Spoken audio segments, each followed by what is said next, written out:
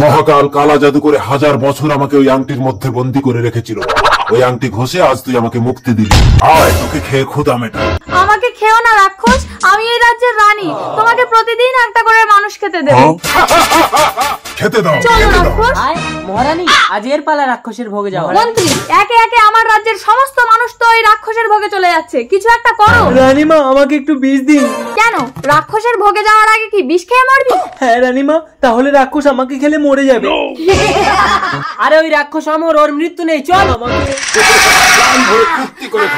কাঁদিস না, তোর বাবা যদি আমাকে খেতে না দিতে পারে তাহলে আমার দুধ হবে কি করে? শুনুন শুনুন শুনুন, যে মহারানী রাক্ষসের ভোগে যাবে তাকে নগদ 5 মোহর দেওয়া হবে।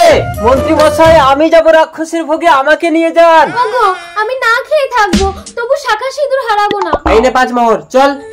এই মোহর নিয়ে তুমি ছেলের জন্য দুধ আনো, আমি রাক্ষসকে শেষ করে এক্ষুনি আসবো। দিও না গো।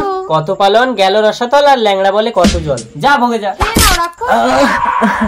রাক্ষস, মহারানী নাকি তোমাকে আংটি দিয়ে ঘষে বের করেছে।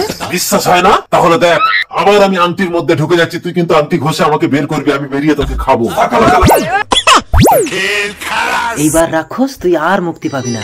মহারানী, এই আংটিটাকে নিয়ে এবার আপনি গভীর সমুদ্রে ফেলে দিন।